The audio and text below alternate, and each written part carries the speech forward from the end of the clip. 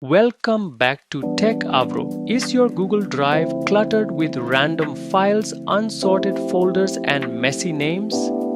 Entering phase 4 of our series, we are turning your drive into a clean, organized digital workspace. Using color coding, start shortcuts, and clean folder structures will help you locate any document instantly.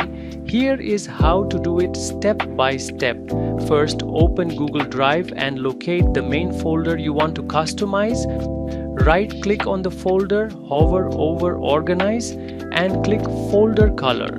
Select a bright color from the palette to visually categorize your folder topics right away.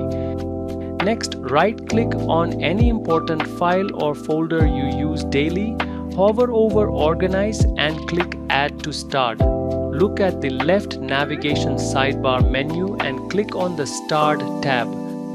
All your bookmarked items now live in one quick shortcut list for instant access without searching.